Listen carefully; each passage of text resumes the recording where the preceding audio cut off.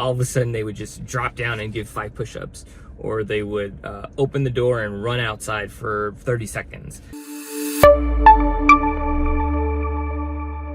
Hey guys, my name is Mick and I'm a recovery coach here to help you finally end your addiction to porn, masturbation, and obsessive orgasms. Stick around because this could be the most important video you watch today. So today I'm answering a few questions that I got in the DMs. Question number 1, do you have any tricks to strengthen your mentality so you can handle urges better? One of the first things that come to my mind when I hear that is to get enough rest.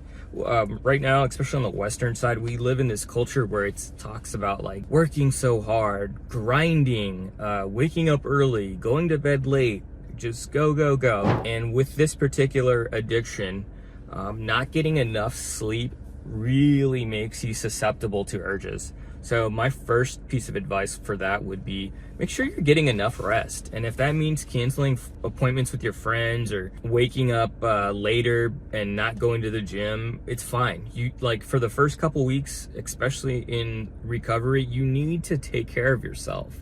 And people overlook how important sleep is. There were many times where I slept because I was just tired and I didn't have the strength to fight off that urge at the moment. So getting enough sleep is very important for your recovery. The second piece of advice for that would be to immediately switch gears. And what I mean by that is the moment you feel like you have an urge, go and do something totally different that just shocks your mind or changes your mind immediately. So that could be something really as simple as you had the urge and you just pick up your phone and you call your friend or your wife or your girlfriend or your boss or whatever. And it doesn't even have to be legitimate. It's just, you just need to get on the phone with somebody and talk to them for a minute.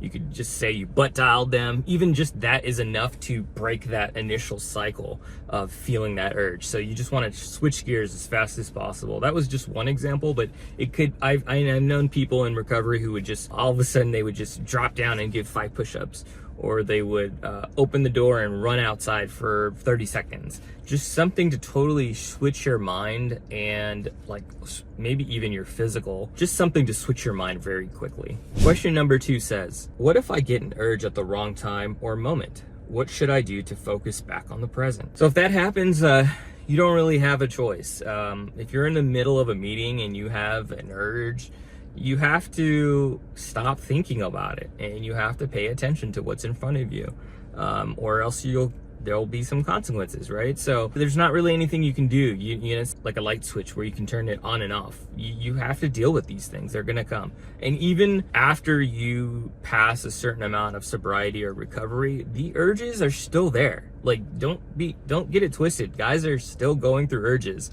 who have sobriety. It's just not as frequent and it's not as intense. It's like the volume is a little bit lower and it doesn't happen all the time. And that's what's gonna happen for you. Just keep going. You just gotta ignore it and remember, like, this is not gonna feel this way forever. Especially in the first few weeks.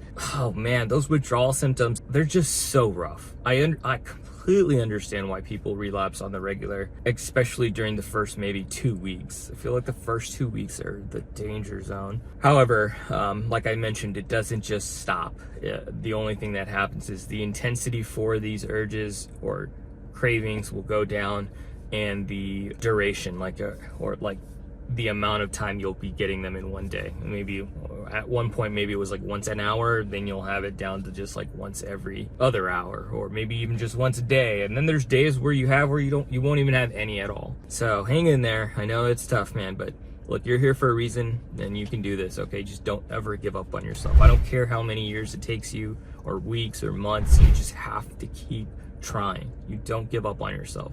All right. Question number 3 says, why do urges always present themselves at the worst times? So again, it's not picking you at a certain time. It's just the way your brain is functioning at that moment. You may have a deficit in dopamine at the time. You might be tired. You might be excited. You might be hungry. You remember, it's a survival mechanism, right? Sex, orgasms. It's like for us to maintain our DNA pushing through the next child or the next person. So you don't get to decide when they come. If you could, you would always choose it to happen for you when you had strength or when you had a bunch of people around you so you wouldn't act out, you know? You don't get to choose that. So you have to reframe your mind and not think of it as like the worst time, but just the time. And we live with this.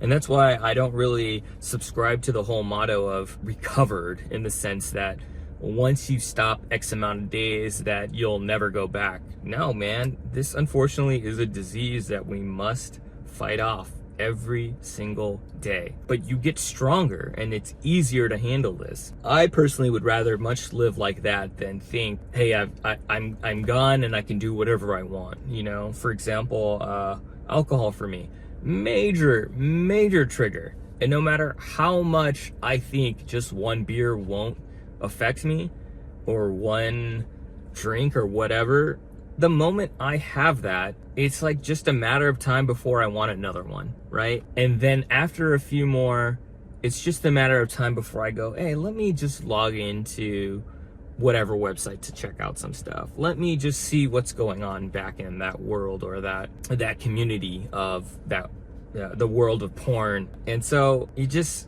just better not to drink for me. I just don't drink, so I don't end up going down that path. It's a lot easier for me to do that than try to maintain both styles of life. Where I feel people get challenged with that is if their family drinks. This is just an example for alcohol, but it could be for anything. It's like you don't want to lose that social circle you have, or those friends you have, or your people, your tribe. But the reality is, you've already been missing out with them when the days that you would stay home to jerk off, and the days that you would cancel on people because you'd rather masturbate and watch porn. You've already done that. So it's much better that you just stop. And if anybody doesn't want to be your friend because you don't drink anymore, or because you don't smoke, or you don't do whatever it is that you normally would do that would possibly trigger you, like, they really weren't your friends to begin with, and it's time to evolve.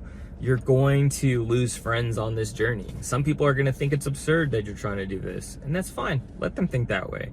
They don't know the struggles, the pain, and the suffering you've been through, and why you actually want to stop, or the goals you want to achieve, but that you never will get to unless you quit. Like, I look back and I think I never would have found my wife. I never would have had a daughter. I never would have get the job I wanted. I never would have got the car I wanted, whatever it might be.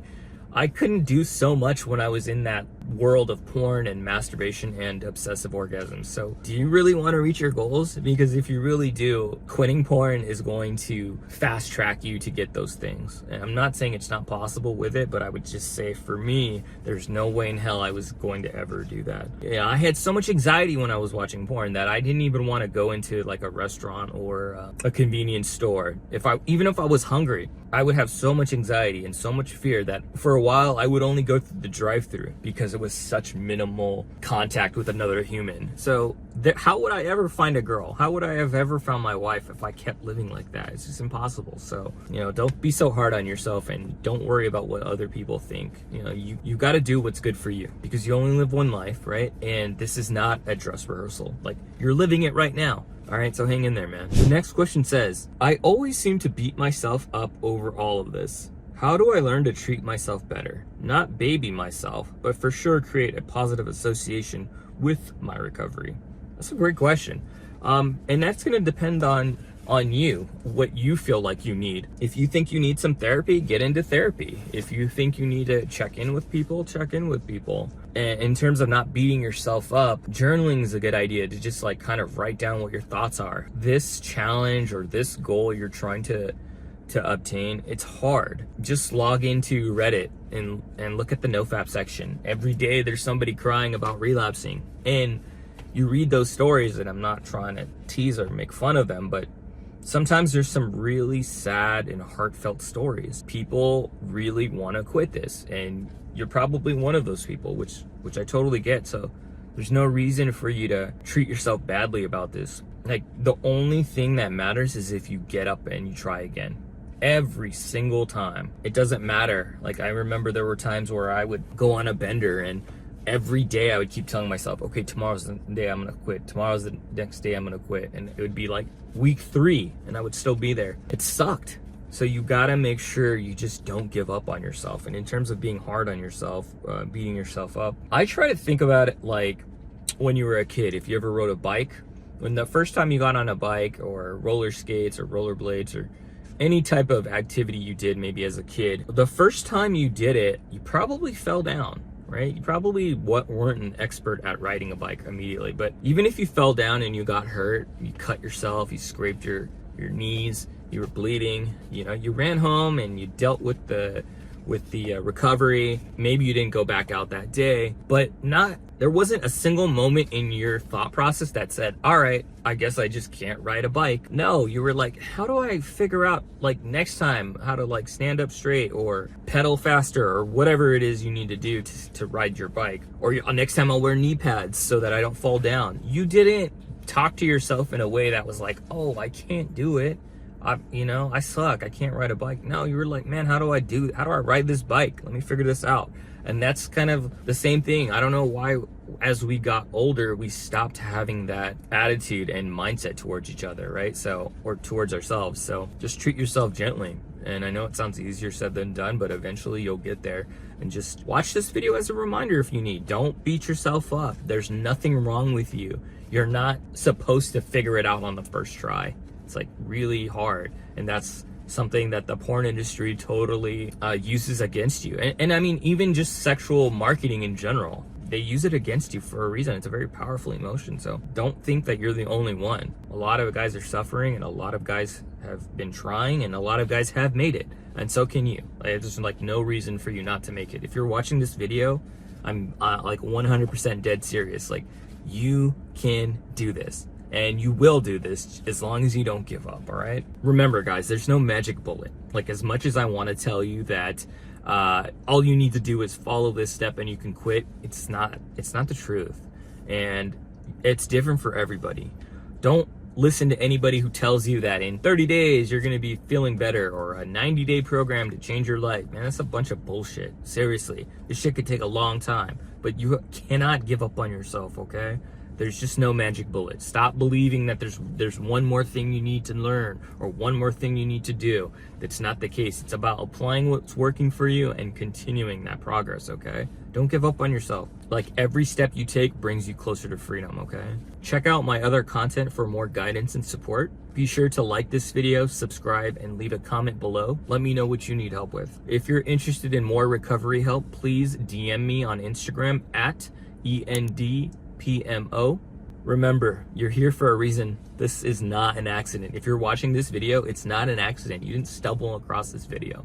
You're here for a reason, okay? So take that seriously and let this be your sign for recovery. You can defeat this, okay? Don't ever, ever, ever give up on yourself. Hang in there. Have a good day. Peace.